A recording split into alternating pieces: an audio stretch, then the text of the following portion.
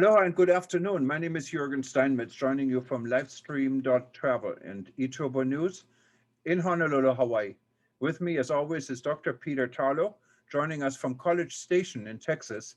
And I heard the snow is all gone. That's true. So thank you for asking. Last week was our week of nightmare. The week before that, it was in the 70s, and it's now back to the 70s. So today it was about 78 degrees with a little cloudy skies, blue, but it was great. So if you were walking on the streets of College Station today or in Texas, it would be impossible to believe that a week ago we were under an ice storm and under a really difficult situation. So the world has changed. Blue skies have come back, and we're good to go. Hopefully we have had our 1 week of winter, and that's it. Yeah, the same here. We had some good news yesterday, what will be implemented at midnight tonight. We moved from tier 2 to tier 3 in Honolulu on the island of Oahu. About COVID. COVID, that means we now get a lot more freedom. So people can leave the prison a little bit more. There's no more restriction in restaurants when it comes to the number of people, except on one table, you cannot have more than 10 people now. There was to be 5. When you go to the beach, you can go in groups with 10. And some of the entertainment venues are reopening. The bars are not yet open, but many bars get around it in serving food, and then they become a restaurant. So things seem to become back a little bit to normal. Our numbers are quite low. Actually, they have been so low that we could technically go to tier 1, but it's not allowed to go from tier 3 to tier 1. So we have to stay in tier 2 for 1 month. And hopefully if the numbers remain low, we're almost going to be back to normal after this. So that is pretty good news. Yes. Well, you see that in various places around the world. Of course, we see that Israel is now opening up big time. Iceland today announced that if you have a card, an international card that shows that you've had both the first and second vaccination, you don't have to go through a test. You just have to get on a plane and arrive in Reykjavik, just as like the good old days. So that's really, again, good news. I know they're doing that in the Seychelles, but I think this is the first country in Europe. And of course, Iceland is the closest country to the US East Coast mainland. And so again, I think it's only about $400 from New York to Reykjavik. And that might be a really nice getaway. It's cold. Of course, it's still February there. But you know what? You can see the northern lights and enjoy the ice. So if you didn't get to Texas for the ice, you can go to Iceland. No, I would definitely go back to Iceland. I've been to Iceland one time in my life, and this was in the winter. And it's a big mistake to go in the winter because everything is dark. It's literally, it never gets to be daylight. And I still remember when I was staying at the Hotel Keflavik, the tour guide told us our tour leaves at 11:42. And I said, oh my God, I mean, they're really, really precise. And he was right, because at 11:41, it was pretty much so dark, you couldn't see anything. 11:42, the sun came out, and we'll be back an hour later and it got dark again. So but it's a beautiful place. And I think when there is daylight, specifically in the summer, and now the days are getting longer, it's beautiful to visit. And I'm not sure, in the old days, there was Icelandic Air, and I'm not sure if this is still the case. They serve a lot of the European airports and a lot of the US airports. So you change planes in Iceland and you can go from anywhere to anywhere. It was definitely the airline when I was in college that everybody used from New York and Washington to go to Luxembourg. It was New York, Reykjavik, Luxembourg City. And that's how most college kids in the 1960s and 70s went to Europe. And they served on Icelandic Airlines brandy and codfish. That was what they served. And I said, why do you serve so much brandy? They said, well, it's filled with college kids. So if you give them enough brandy, maybe they'll fall asleep. The other thing was that you would land in Reykjavik and they would sell Icelandic sweaters, which are really beautiful. by the I way. bought one of those. I Yes, have one. I have one yes, from the 1960s that's in perfect right. condition. And the plane did not leave for Luxembourg until they sold enough sweaters. So if you wanted to move on to Luxembourg to get to Europe, you had to go and buy a sweater. So many people bought sweaters they didn't even want, but it was a way to get the plane to shorten the lag time that it was in Reykjavik. So Yeah, and these were interesting time, Peter, because in I flew out of Luxembourg a number of times, also yes, on Iceland. I only stopped over one of the times, but I did buy the sweater, and if I can still find it, I'm sure it wouldn't fit me anymore, but it's good to have.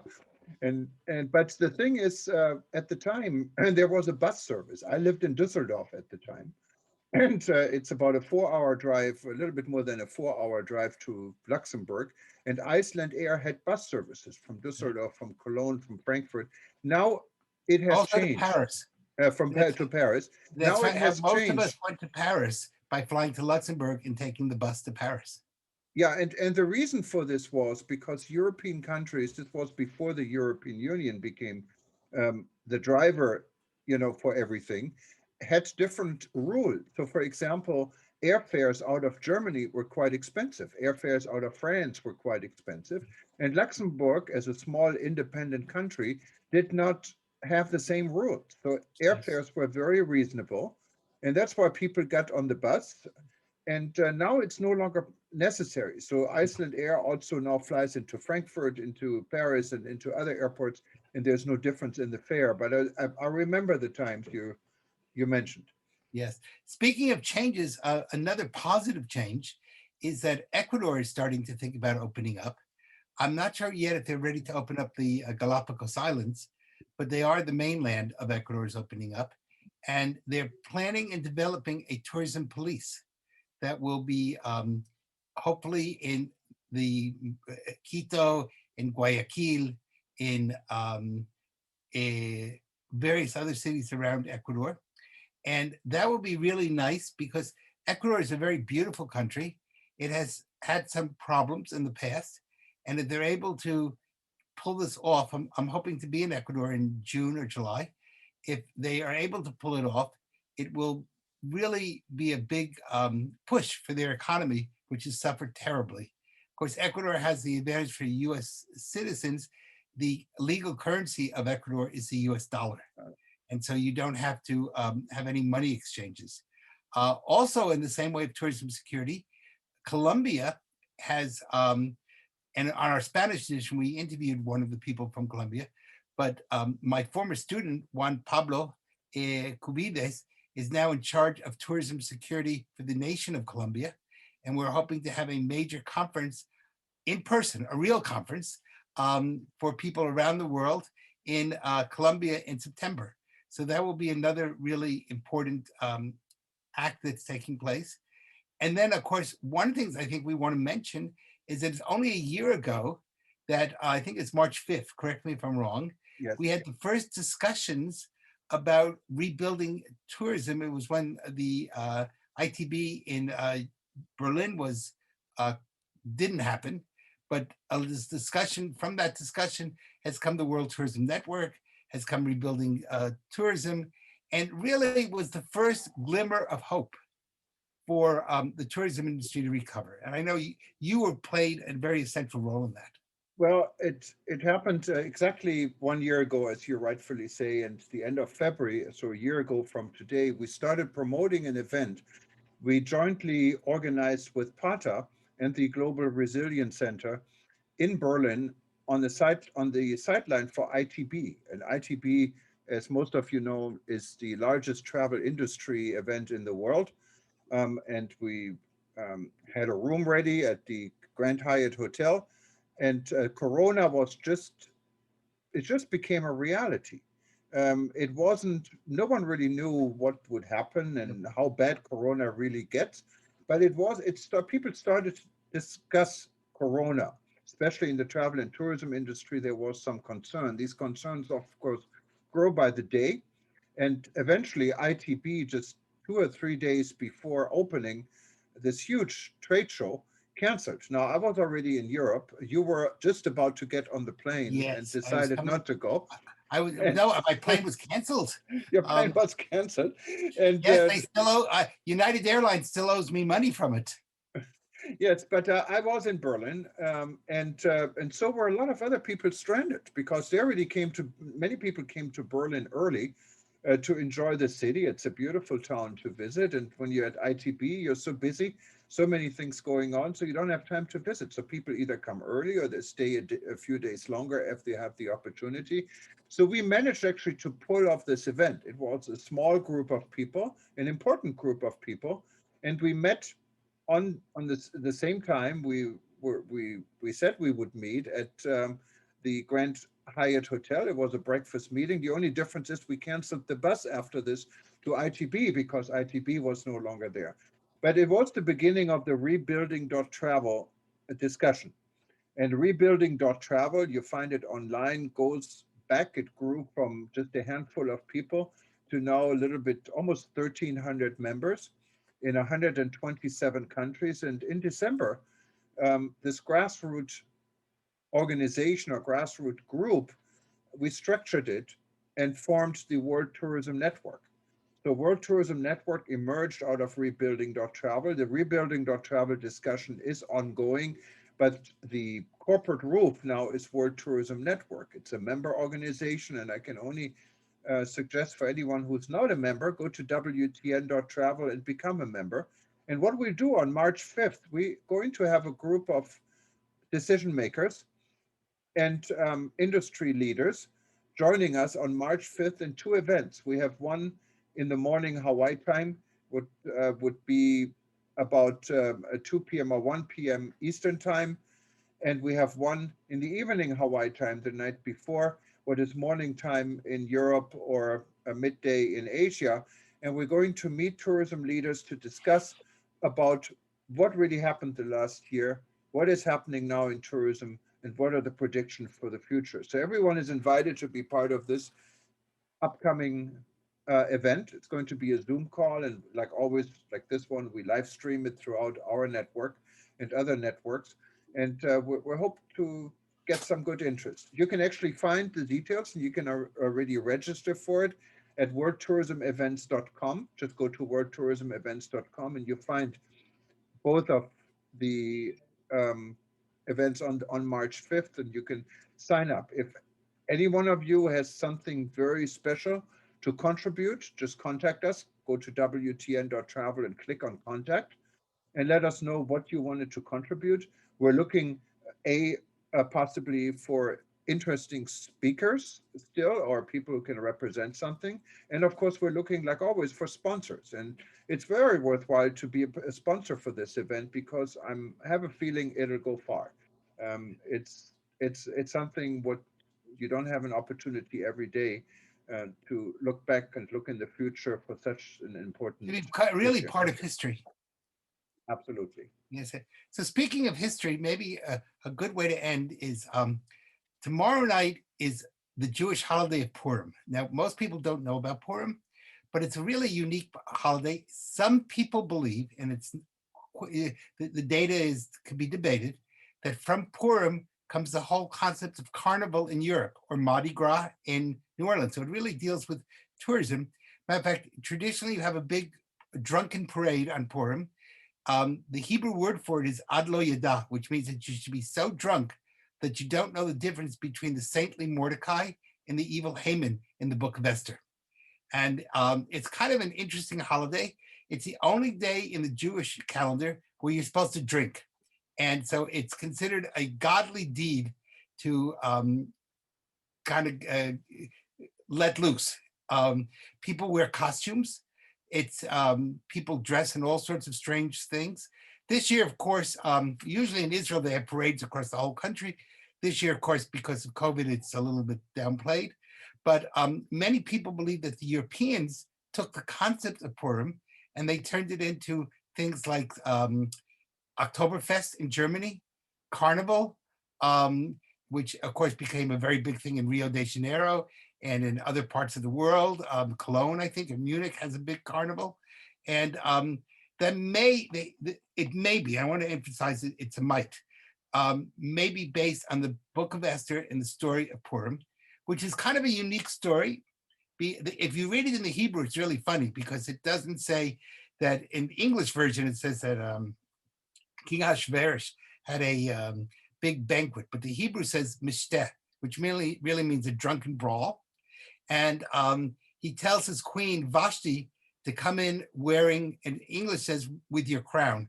In Hebrew, it's the preposition but is there, which means with exclusive of anything else. In other words, he tells her to come in stark naked.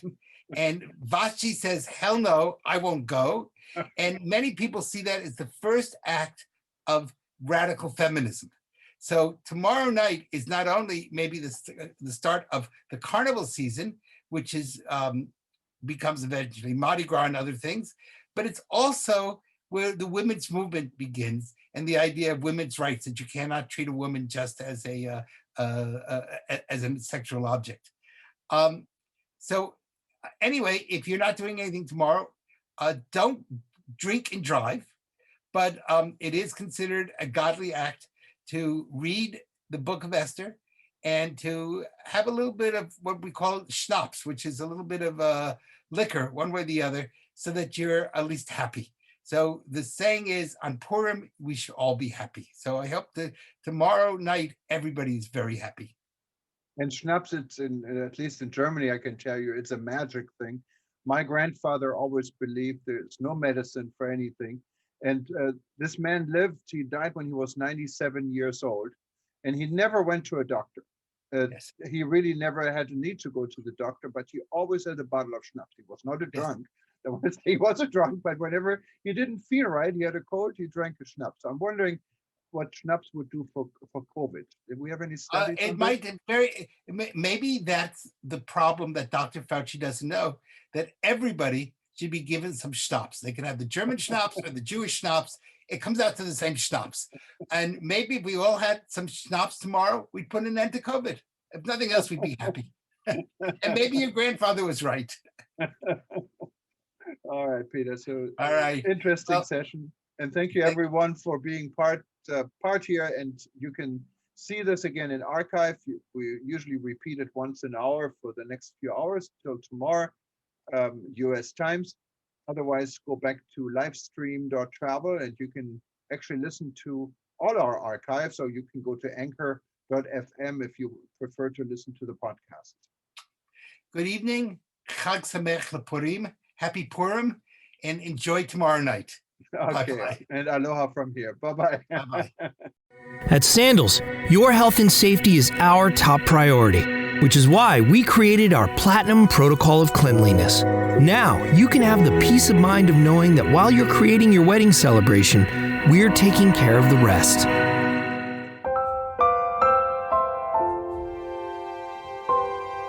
Sandals was built on dreams.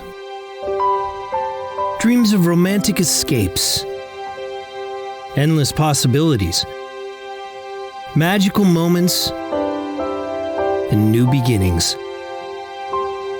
At Sandals, dreams of happily ever after still come true with a free wedding or a fully customizable one. You can feel safe saying I do to a wedding beneath a gazebo in a lush tropical garden. Or walking down a white sand aisle with an impossibly turquoise sea as your backdrop. Or even floating above the sea in an open-air, over-the-water chapel. Our venues are found in wide-open spaces, nature-made for love to blossom.